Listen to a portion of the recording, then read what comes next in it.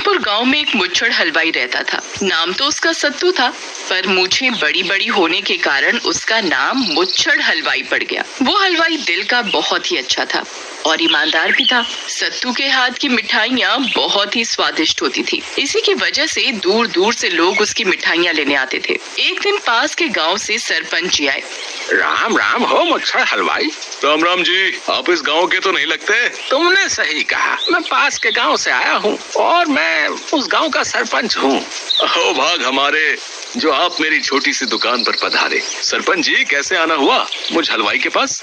हमने बहुत नाम सुना है तुम्हारा कि तुम बहुत अच्छी मिठाइयाँ बनाते हो। मेरे बेटे की शादी है, उसी के लिए आया था। तुम्हें गांव आकर शादी में मिठाइयाँ बनानी है, वो भी सभी तरह की।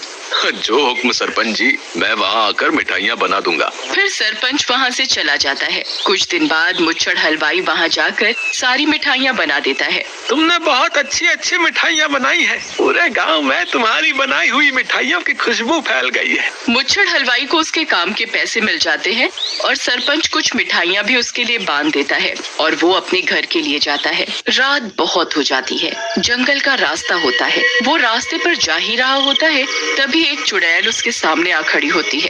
चुड़ैल, मर गया मैं तो। तेरे अंदर से तो बहुत अच्छी खुशबू आ रही है। आज मैं तुझे खाऊंगी। चुड़ैल, मुझे खाकर तुझे क्या मिलेगा? मुझे जाने दे। तुझे जाने दूंगी तो मैं किसे खाऊंगी फिर? और तेरे अंदर से इतनी बढ़िया खुशबू आ रही है, मेरी तो भूख और बढ़ गई। रुको चुड़ैल, ये खुशबू मेरे से नहीं आ रही, ये तो इन मिठाइयों से आ रही है। लो, ये सारी मिठाइयाँ तुम खा लो। मुच्छड़ हलवाई के पास जो मिठाइयाँ थी वो सारी उस चुड़ैल को दे देता है। चुड़ैल सारी मिठाइयाँ खा, सभी मिठाई बहुत स्वादिष्ट लगती है। ये मिठाई तो बहुत स्वादिष्ट है, मुझे और खानी है मिठाई। और मिठाई तो मैं तब लाऊंगा जब तुम मुझे जाने दोगी, क्योंकि मैं एक हलवाई हूँ और ये मिठाइयाँ मैंने बनाई हैं। मैं तुझे एक शर्त पर जाने दूंगी, तू मुझे रोज स्वादिष्ट मिठाइयाँ बनाकर खिलाएगा। ओ चुड़ैल, तुझे रोज रोज मिठाई खिलाने के लिए मेरे पास इतने पैसे नहीं हैं। कहाँ से बनाऊंगा इतनी सारी मिठाइयाँ? चुड़ैल अपनी गुफा में जाती है और एक सोने से बना फूल लाकर हलवाई को देती है। ये लो, ये सोने का फूल है, तुम इसे बेचकर पैसे ले लेना और उन पैसों से मेरे लिए स्वादिष्ट मिठाइयाँ बनाना। तुम रोज मिठाई लाना, मैं रोज तुम्हें एक सोने से बना फूल दूंगी। फिर चुड़ैल मुच्छड़ हलवाई को छोड़ देती है और उसे जाने देती है। हलवाई भी घर जाकर सांस लेता है। हलवाई की पत्नी सुमन उसे चिंतित देखती है तो वजह पूछती है, क्या हुआ आपको? इतने घबराए हुए से क्यों दिख रहे हो? और ये आपके पास सोने से बना फूल कहाँ से आया? अरे ओ भगवान, जरा सांस तो लेने दे, सब बताऊंगा। अभी मुझे बहुत सारी मिठाइयाँ बनानी है। मुच्छड़ हलवाई उस फूल को बेचकर पैसे लाता है, उससे वो ढेर सारी मिठाइयाँ बनाता है। पर हलवाई की पत्नी सुमन को कुछ समझ नहीं आता और वो फिर पूछती है, अजी आपको ये क्या हो गया? जब से आप दूसरे गांव से आए हैं कुछ अजीब से हो गए हैं, कुछ तो बताओ। मुच्छड़ हलवाई अपनी पत्नी को कुछ नहीं बताता और जंगल की तरफ चला जाता है। जंगल पहुंचकर वो सारी मिठाई उस चुड़ैल को दे देता है और चुड़ैल अपनी गुफा में जाकर उसे फूल लाकर दे देती है। मुच्छड़ हलवाई रोज ढेर सारी मिठाइयाँ बनाता और रोज चुड़ैल को दे आता। चुड़ैल उसे रोज सोने का एक फूल देती, जिसकी वजह से धीरे धीरे मुच्छड़ हलवाई बहुत पैसे वाला हो गया।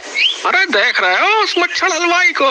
कुछ दिन पहले तो वो साधारण सा हलवाई था और अब देखो इसकी शान और शौकत है। हाँ भाई, ये तो पूरा गांव ही देख रहा है। पूरे गांव में मुच्छड़ हलवाई की ही बातें होती रहती हैं। वो तो है, मिठाई बनाने से कोई इतनी जल्दी अमीर कैसे हो सकता है? भाइयों कुछ भी कहो, पर मुच्छड़ हलवाई की मिठाई तो बहुत ही स्वादिष्ट होती है भाई साहब। एक बार खाओ तो बस मन करता है कि खा ले जाओ, बस खा ले जाओ भाई साहब। जब गांव के सभी लोग यही बातें कर रहे थे तो चुपके से एक आदमी किशन लाल उन सभी की बातें सुन रहा था। उसे बहुत चिढ़ हो रही थी मुच्छड़ हलवाई से, क्योंकि मुच्छड़ हलवाई गांव का सबसे अमीर आदमी हो गया था।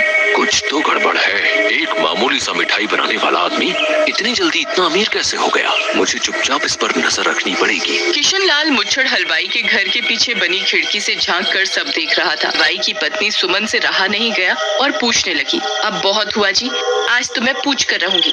बताओ ये सब क्या चल रहा है? आप इतनी मिठाइयाँ कहाँ लेकर जाते हैं? ठीक है, आज मैं तुम्हें सब बताता हूँ। मुच्छड़ हलवाई अपनी पत्नी को सब बता देता है। इतने दिनों से आप उस चुड़ैल के लिए इतनी मिठाइयाँ बनाते आ रहे हैं और वो सारी खा भी जाती है।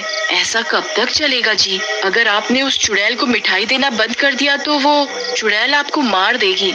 सुमन, जब तक मेरे शरीर में जान है, मैं तब तक उस चुड़ैल के लिए मिठाई बनाता रहूंगा, फिर वो मेरा कुछ नहीं बिगाड़ सकती। मुच्छड़ हलवाई और सुमन की बातें किशनलाल चुपके से सुन लेता है और मन ही मन बहुत खुश होता है।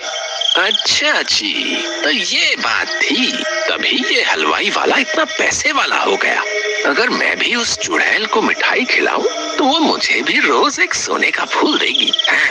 किशनलाल मुच्छड़ हलवाई से ढेर सारी मिठाई खरीदकर उन मिठाइयों को पोटली में बांधकर जंगल में जाता है और जानबूझकर जंगल में इधर उधर घूमता है। तभी चुड़ैल किशनलाल के सामने आकर खड़ी हो जाती है। उससे भी वही बोलती है जैसा मुच्छड़ हलवाई से बोला था। रुक जा, आज तो मैं तुझे खाकर अपना पेट भरूंगी। किशनलाल को इतनी जल्दी थी सोने का फूल पाने की, तो अपने आप ही बोल पड़ा, तुम मुझे जाने दो, मेरे पास बहुत ही स्वादिष्ट मिठाई है, तुम इसे खा लो। चुड़ैल उससे मिठाई ले लेती है और उसे भी अपनी गुफा से सोने का फूल लाकर दे देती है। किशनलाल फूल लेकर अपने घर जाता है और सारी कहानी अपनी पत्नी मीरा को बताता है। उसकी पत्नी मीरा खुशी से पागल हो जाती है और झूमने लगती है।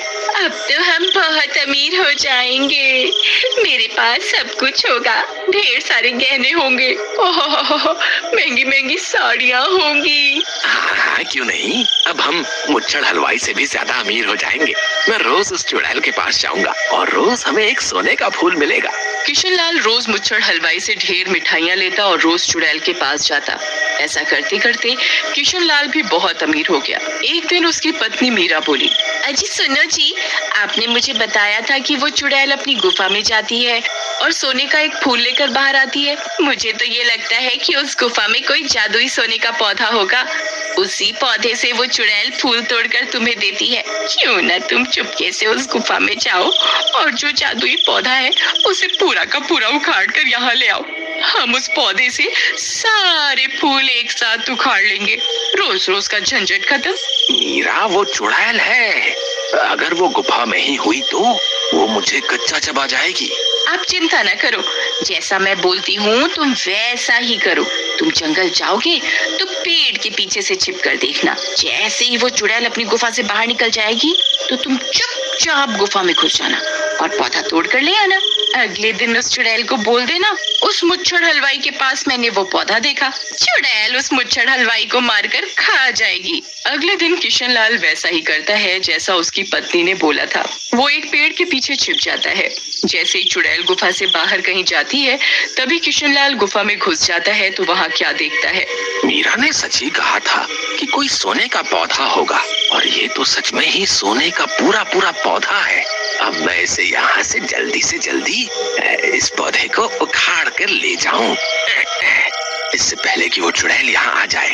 किशनलाल को ये पता नहीं था कि जो पौधा वो उखाड़ने जा रहा है उस पौधे में उस चुड़ैल की जान है। जैसे ही किशनलाल उस पौधे को उखाड़ने के लिए हाथ लगाता है, वहाँ चुड़ैल को गुफा में किसी के होने का आभास हो जाता है। ये मेरे साथ क्या हो रहा है? मुझे इतनी घुटन क्यों हो रही है? ऐसा लग रहा है कोई मेरा गला दबा रहा है। कहीं मेरे पौधे को कोई उखाड़ तो नहीं रहा? नहीं छोड़ूंगी उसे। चुड़ैल जब गुफा में जाती है तो क्या देखती है, किशनलाल उस सोने के पौधे को पूरी ताकत से उखाड़ रहा है।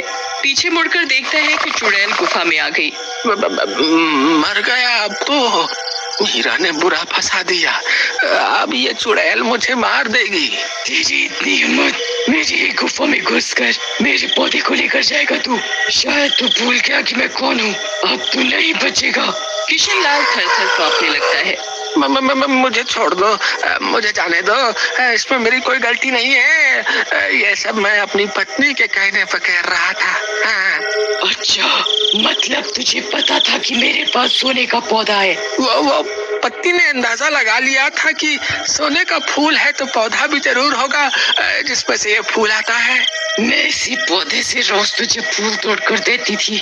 इस पौधे को मेरे अलावा कोई हाथ नहीं लगा सकता और तूने इसे उखाड़ने की कोशिश की। इस पौधे में मेरी जान है। क्या? अब चुड़ैल अपने लंबे लंबे हाथ करती है उसे मारने के लिए। किशनलाल को कुछ समझ नहीं आता कि अब उस चुड़ैल से कैसे पीछा छुड़ाऊं। उसकी नजर फिर उस पौधे पर जाती है। वो जल्दी से उस पौधे को उखाड़ देता है। उखाड़ते ही चुड़ैल के शरीर में आग जलने लगती है और जलकर भस्म हो जाती है। चलो जी, इस चुड़ैल से हमेशा के लिए छुटकारा भी मिल गया और सोने का पौधा भी मिल गया। तभी वो क्या देखता है कि वो पौधा धीरे धीरे काला पड़ता जा रहा है और पूरा राख बनकर हाथ से फिसल कर नीचे गिर गया है। चुड़ैल के मरते ही उसका पौधा भी मर गया। अरे, मैं तो उस फूल से भी गया जो मुझे रोज रोज मिलता था सोने का। पत्नी की बातों में आकर सब गवा दिया। तभी कहते हैं लालच नहीं करना चाहिए।